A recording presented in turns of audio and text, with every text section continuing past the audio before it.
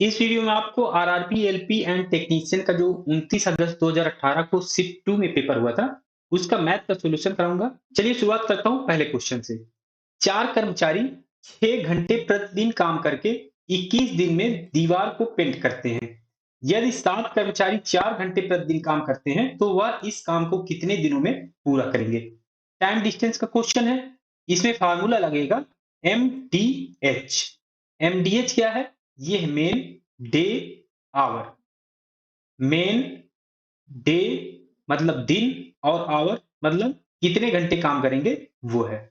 तो ये हो जाएगा M1 D1 H1 equal to M2 D2 H2। तो इसमें मेन कितने हैं? इसमें 4 कर्मचारी हैं, तो यहाँ पे M1 की जगह 4। डे कितने दिन में काम खत्म करते हैं? 21 दिनों में, तो ये आ जाएगा 21। और कितने घंटे काम करते हैं प्रतिदिन? 6 घंटे, तो 6 से मल्टीप्लाई। M2 M2 है 7 कर्मचारी दूसरी कंडीशन में, तो ये आ जाएगा 7।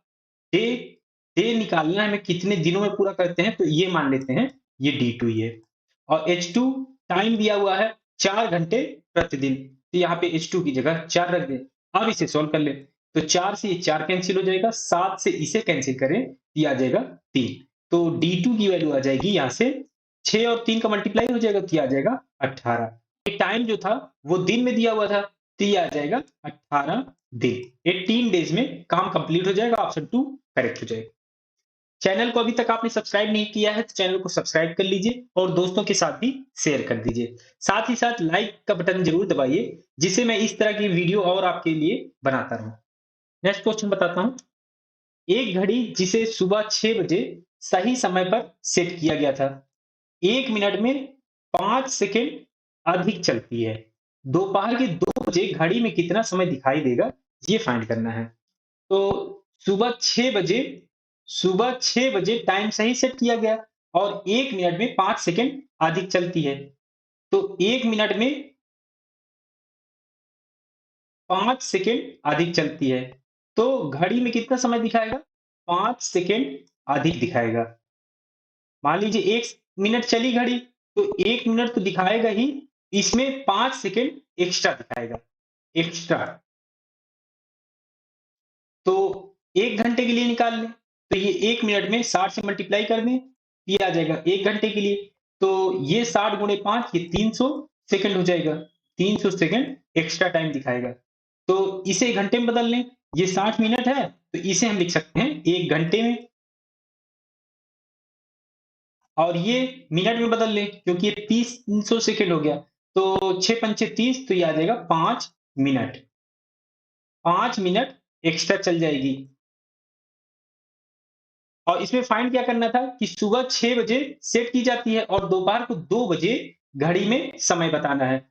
तो कितना टाइम हो जाएगा? 6 6 12, 12 बज गए और 2 घंटे और। तो 8 घंटे में हमें निकालना है, तो 8 का मल्टीप्लाई कर दी, जिससे 8 घंटे का हमें टाइम निकल जाए कि कितना एक्स्ट्रा चलेगी। तो 8 पंचे 40 मिनट। 40 मिनट एक्स्ट्रा, या कहें फास्ट होगी, फास्ट कह सकते हैं इसको। 40 मिनट फास्ट होगी, तो 2 बज के 40 मिनट दिखाएगी।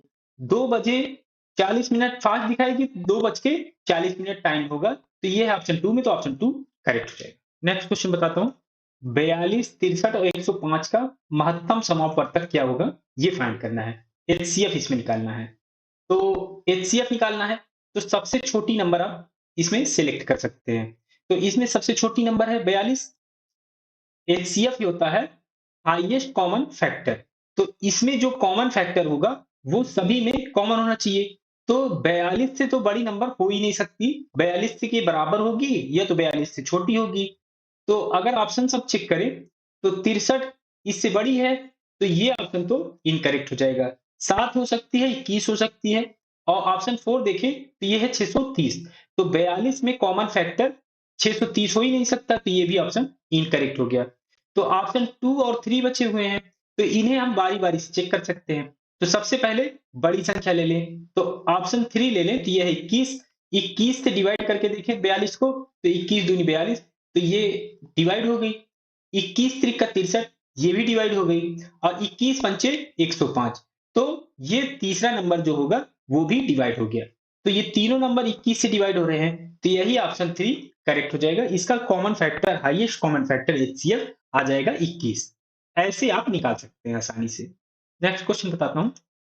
समूह में 5 सबसे छोटी संख्याओं का माध्य दिया हुआ है 15 है, जबकि समूह के सभी संख्याओं का माध्य 17 है।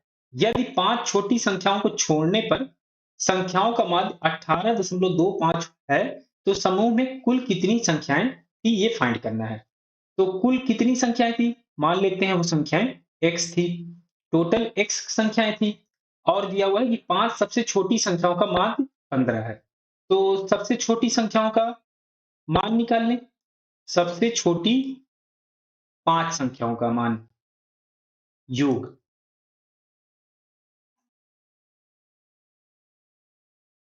ये हो जाएगा 15 गुणे 5, ये हो जाएगा 75। जबकि समूह की सभी संख्याओं का मान 17 है। तो सभी संख्या, टोटल संख्या हमने x मानी थी, तो सभी संख्याओं का योग आ जाएगा x गुणे टोटल संख्या गुणे माध्य 17 है, तो ये आ जाएगा 17x। अब क्या दिया हुआ है कि 5 छोटी संख्याओं को छोड़ने पर संख्याओं का माध्य 18.25 है। तो इनका अगर हम योग निकाल लें, एडिशन, तो 5 वो छोटी संख्याएं छोड़ दी जाती हैं, तो इसका माध्य 18.25 आ जाता है। तो टोटल x संख्याएं थी, तो इसमें से 5 संख्या निकाल दें। 5 संख्या निकाल दिए तो ये टोटल संख्या आ गई 5 को निकालने के बाद, और इसका माध्य 18.25 है। एवरेज जो दिया हुआ है ये दिया हुआ है, तो ये किसके इक्वल होगा? टोटल नंबर्स का एडिशन 17x था, इसमें से अगर हम ये एडिशन निकाल दें 5 संख्याओं का, जो सबसे छोटी संख्याओं का योग दिया हुआ है 75, इसको कम कर दें तो ये इसके इक्वल हो जाएगा। अब इसे सॉल्व कर लें, तो 18.25 से इसमें मल्टीप्लाई करें तो ये आ जाएगा 18.25 माइनस 18 पंचे 90, और 5 गुणे 0.25 करेंगे तो 1.25, तो ये आ जाएगा 91.25। ये है 17x माइनस 75। तो अब इसे सॉल्व करें, 17x इधर ले आए, ये x है यहाँ पे, तो 1.25 x हो जाएगा, और ये इधर जाएगा तो 75 माइनस में है और ये प्लस में हो जाएगा, 91.25 माइनस 75। तो अब इसे सॉल्व कर लें, तो अगर ये 91 होता तो 16 आता, तो 0.25 ज्यादा, तो 16.25, तो x की वैल्यू आ जाएगी 16.25 डिवाइडेड बाई 1.25। तो इसे हम पूर्णांक बदल लें, 1625 बटे 125 लिख सकते हैं। 5 से इसे डिवाइड करें, 25 से डिवाइड कर लें, तो 25 छक्के 150, यहाँ बचा 12, 125, 25 पंचे 125, और 25 से इसे डिवाइड करें तो ये आ जाएगा 5, 5 से अब इसे डिवाइड कर सकते हैं तो ये आ जाएगा 13। तो x की वैल्यू आ गई 13, यही संख्या हमें फाइंड करनी थी। टोटल संख्या 13 हो जाएंगी, तो ऑप्शन 2 करेक्ट हो जाएगा।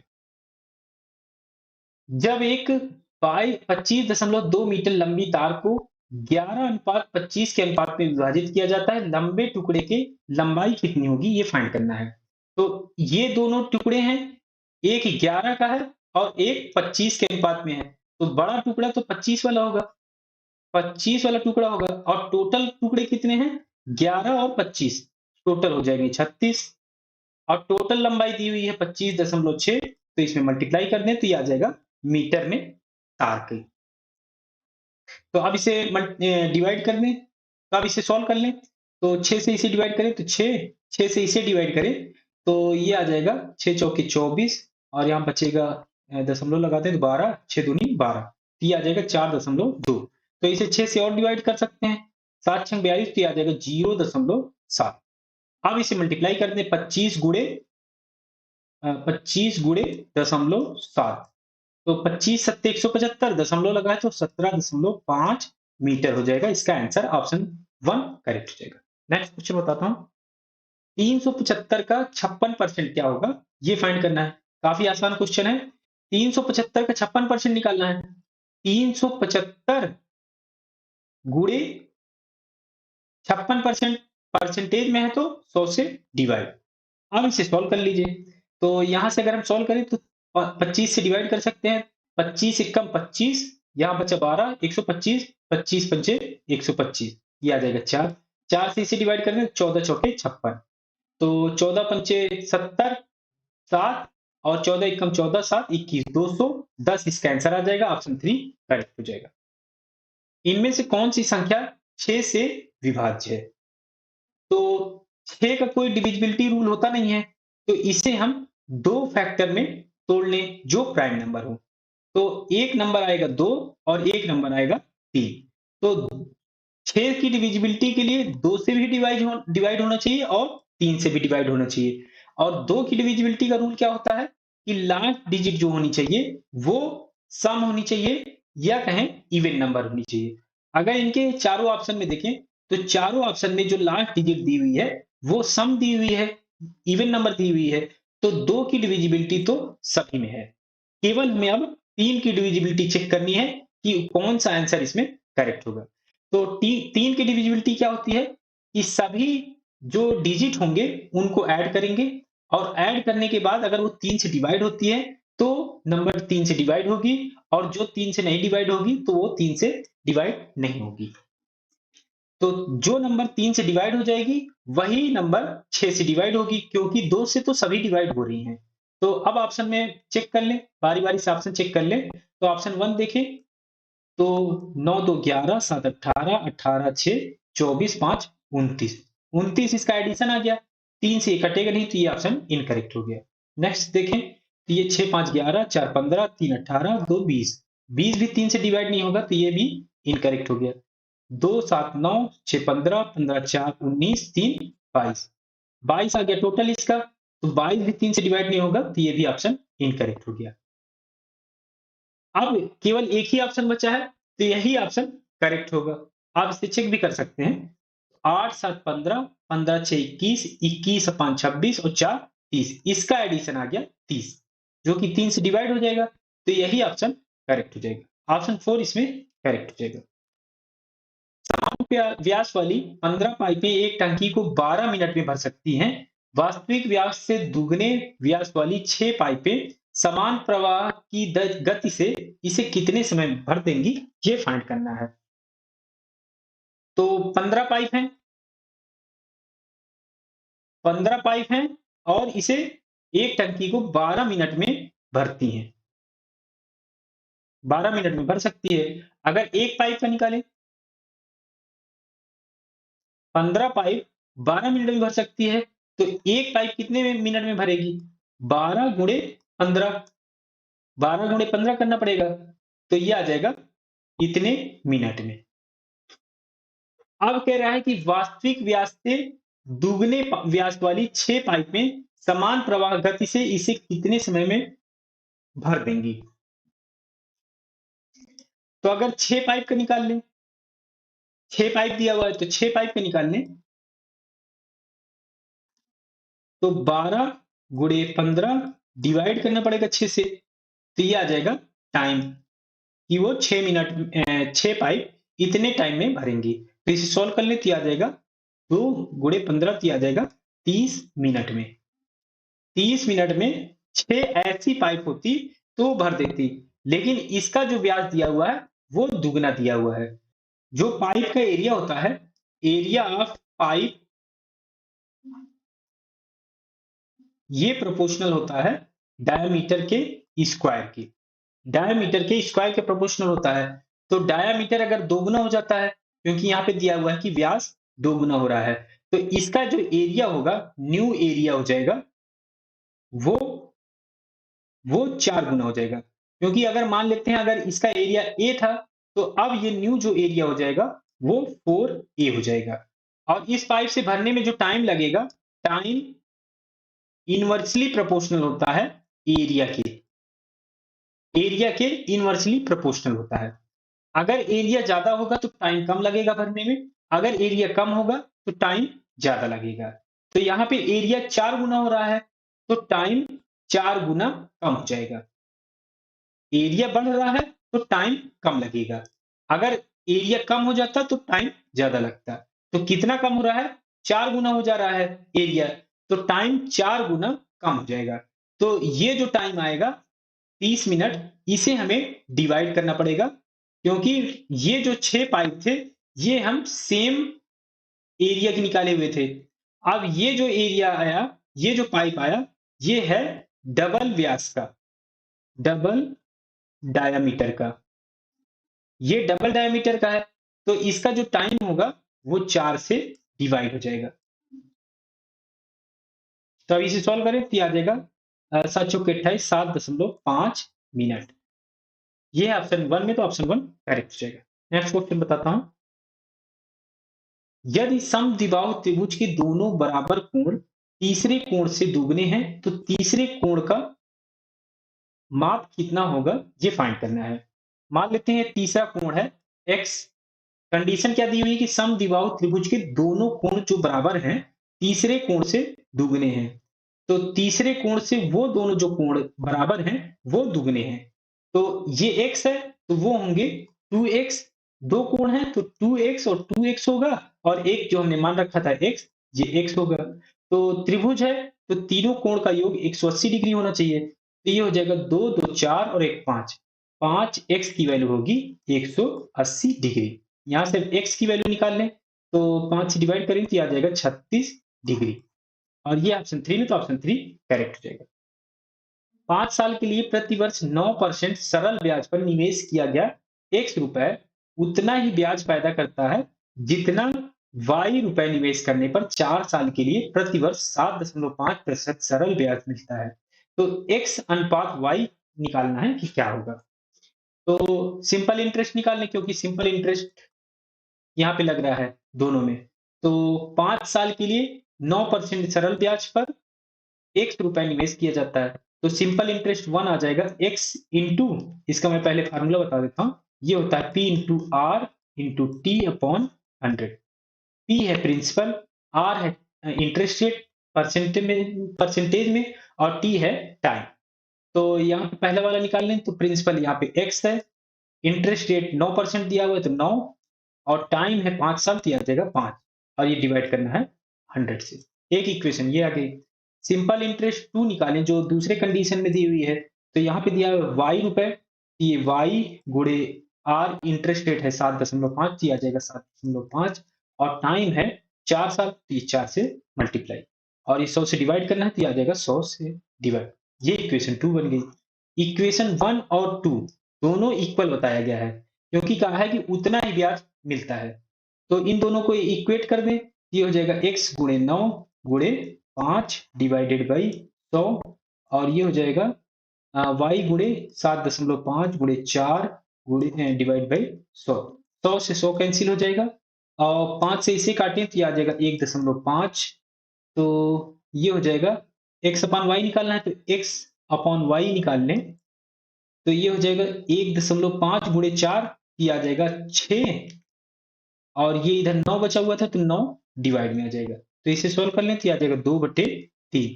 x अनुपात y की वैल्यू आ गई 2:3। ये ऑप्शन 1 में, तो ऑप्शन 1 करेक्ट हो जाएगा। 350 का 58% कितना होता है? तो एक इसी तरह का क्वेश्चन बताया है, तो मैं इसको भी जल्दी से कर देता हूँ। 350 का 58% निकालना है, तो 58 डिवाइडेड बाई 100 से मल्टीप्लाई। अब इसको सॉल्व कर ले, 0 से 0, 5 से इसे डिवाइड करें तो आ जाएगा 2, ये आ जाएगा 7, 2 से इसे डिवाइड करें तो ये आ जाएगा 29। तो 29 गुणे 7 होता है 203, तो ये आ जाएगा 203, ऑप्शन 4 करेक्ट हो जाएगा। ये बॉड मास का क्वेश्चन है। ये बॉड मास नहीं, बल्कि ये होता है वी बॉड मास। वी क्या होता है? ये होता है विन कलम। विन कलम, या इसे बोले रेखा कोष्ठक। जब ऐसे कुछ ब्रैकेट दिए हुए हों, कोष्ठक, तो आपको पहले इसे सॉल्व करना है, फिर उसके बाद आपको बॉड मास लगाना है।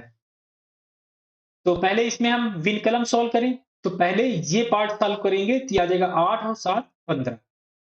तो ये हो जाएगा 252 डिवाइडेड बाई ये large bracket 51 minus semi bracket ये 27 माइनस, और 9 में से 15 घटेगा, तो ये आ जाएगा -6,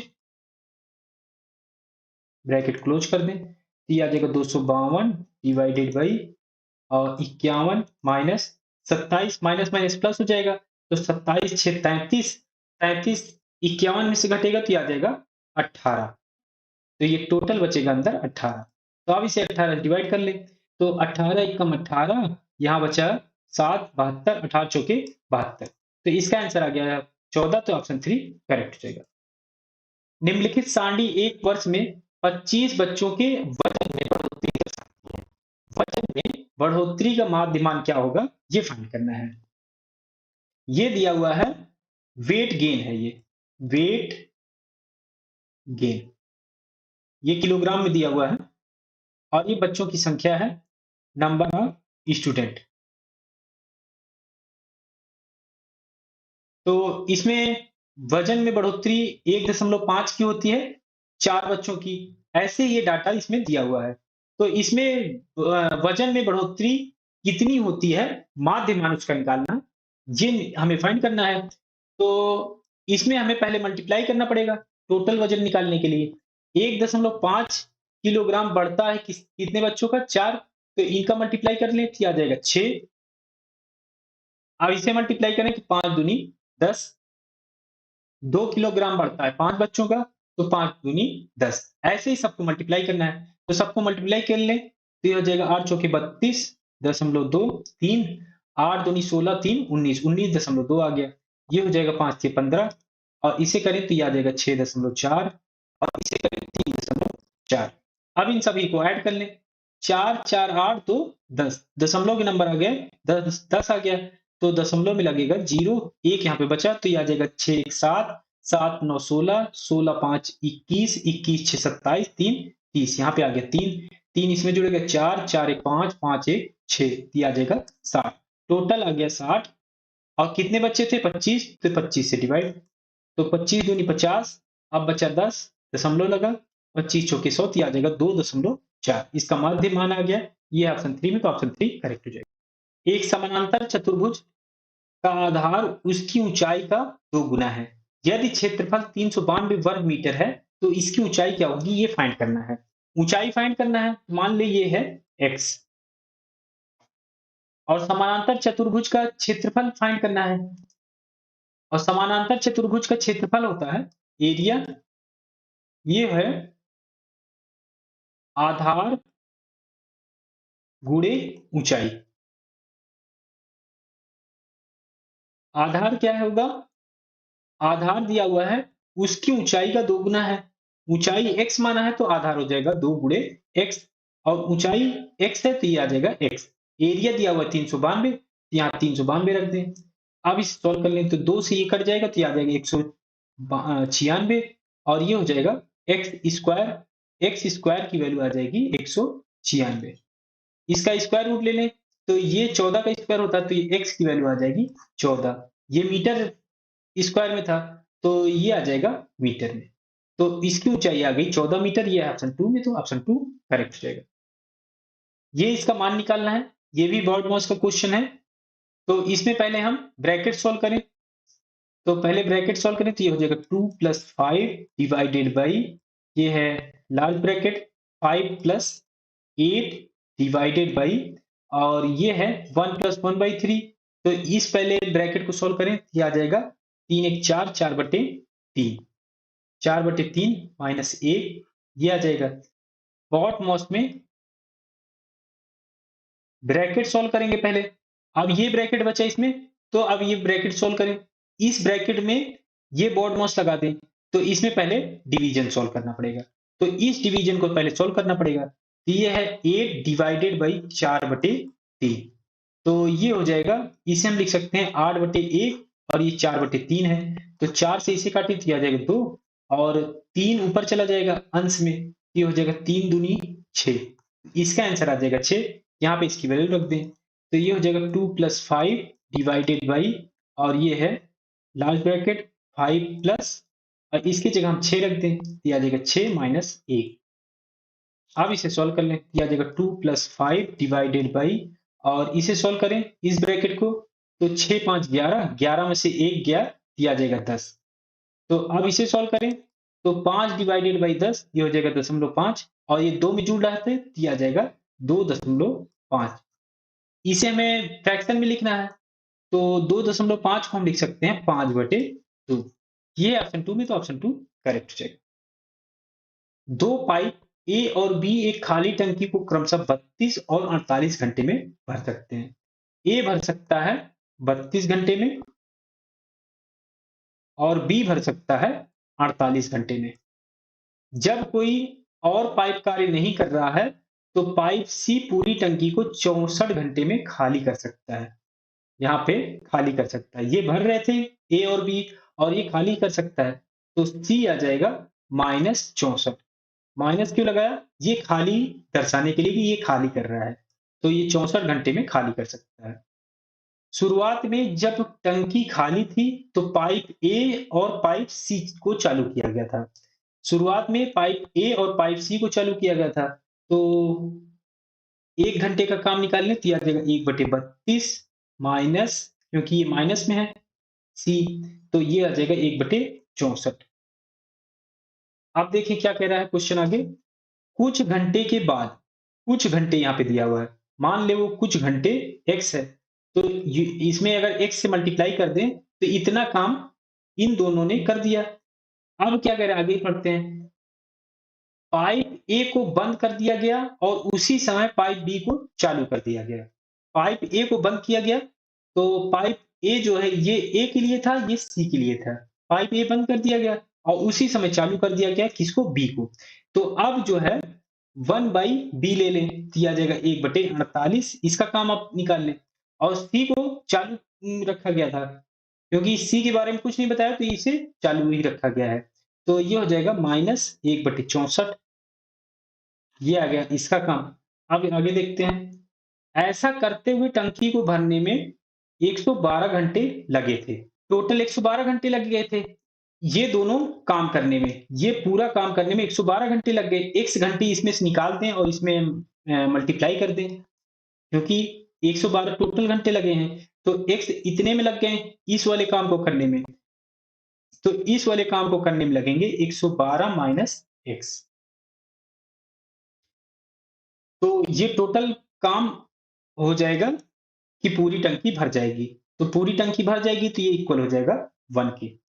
तो अब इसमें फाइंड क्या करना है? पाइप बी को कितने घंटे तक चालू रखा गया था, ये फाइंड करना है इसमें। तो अब इसे सॉल्व करने पहले x की वैल्यू निकाल दें, कि वो जो कुछ घंटे थे उसकी वैल्यू निकालने पहले। तो इसे सॉल्व करें तो 1/32 माइनस 1/64। यहाँ अगर हम एलसीएम ले लें तो 64, 2 माइनस 1 तो ये आ जाएगा 1/64। 1/64 इंटू एक्स प्लस, और यहाँ पे देखें तो 8 छंग 48, 16 तिया 48 लिख सकते हैं इसे, और ये हो जाएगा 16 चौके 64, तो 4 और इसमें मल्टीप्लाई करना पड़ेगा।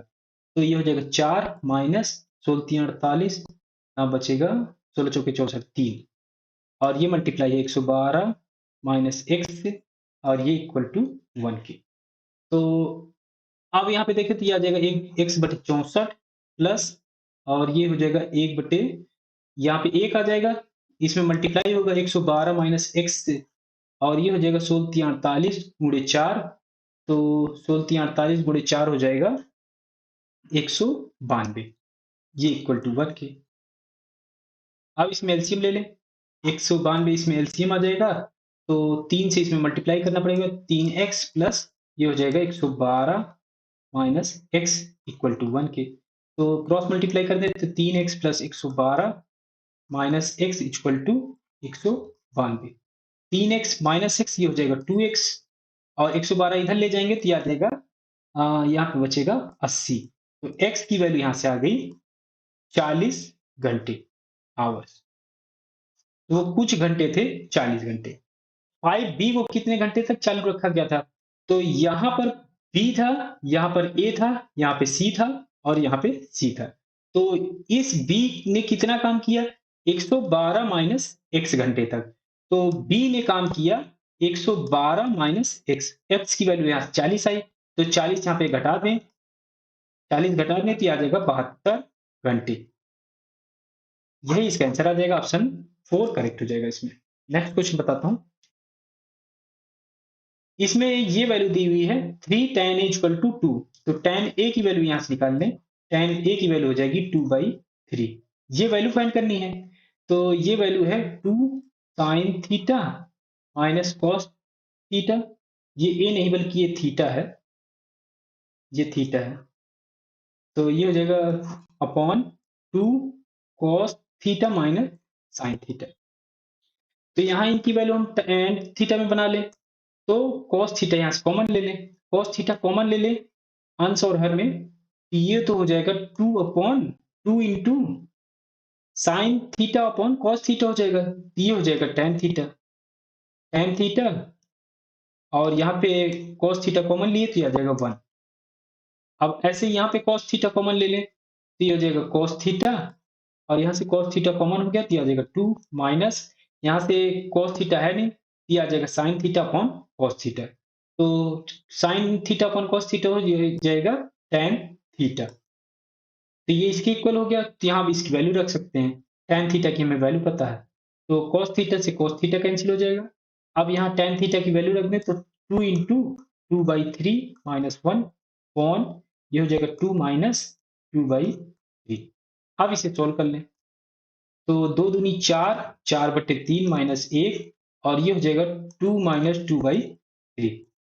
तो यहाँ से अगर सोल्व करें तो 4/3 ये हो जाएगा 1/3 और ये हो जाएगा 3 दूनी 6, 6 में से 2 गया 4, 4/3। 3 से ये 3 कैंसिल हो जाएगा तो ये आ जाएगा 1/4। ये ऑप्शन 4 में, तो ऑप्शन 4 करेक्ट हो जाएगा। नेक्स्ट क्वेश्चन बताता हूँ। एचसीएफ निकालना है 162, 54 और 135 का। तो सबसे छोटी नंबर कौन सी है? इसमें 54 है। इसी तरह का एक क्वेश्चन मैंने आपको करा रखा है, तो सबसे छोटी नंबर इसमें लेंगे तो ये आ जाएगा 54। तो 54 से तो सभी डिवाइड हो जाएंगे, तो इसमें क्या करेंगे, तो इसमें हम ऑप्शन ही ले लें, ऑप्शन ले लें।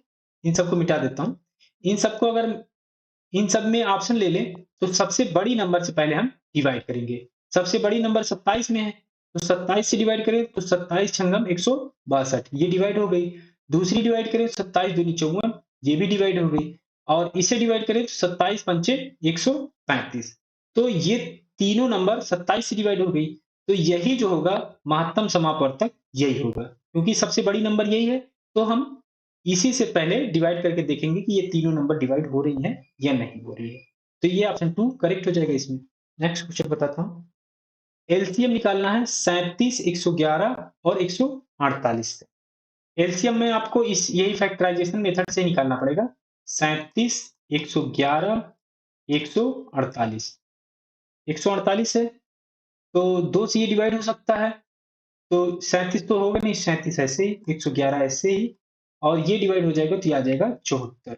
फिर 2 से डिवाइड करें तो 37 ऐसे ही, 111 ऐसे ही रखेंगे और ये डिवाइड हो जाएगा तो ये आ जाएगा 37।